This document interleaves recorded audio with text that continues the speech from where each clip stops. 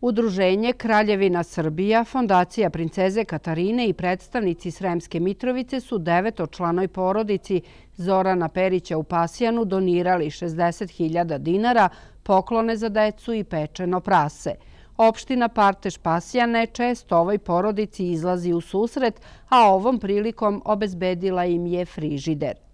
Opština Partež nema neki veliki budžet i nema neke velike mogućnosti, ali u svakom slučaju za socijalno ugrožene, najugroženije prevashodno porodice u našoj opštini, mogu da kažem da se snalazi i da pomaže te i takve porodice. Koliko je ovakve porodice u opštini Partež? Pa mogu da kažem sreće možda što nema veliki broj ovako ugroženih porodica.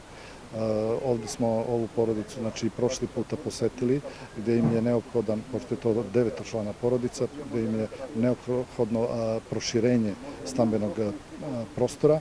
To smo dogovorili, nadam se da ćemo uskoro u saradnji sa Ministarstvom za povratak i zajednice sa ministrom Rakićem krenuti u realizaciju tog projekta. Za 10 godina, otkako su se Perići iz centralne Srbije vratili u rodno Pasjane, dobili su još 4 dece i kuća im je vremenom postala tesna. Pre 10 godina i organizaciju napravimo 40 kvadrata.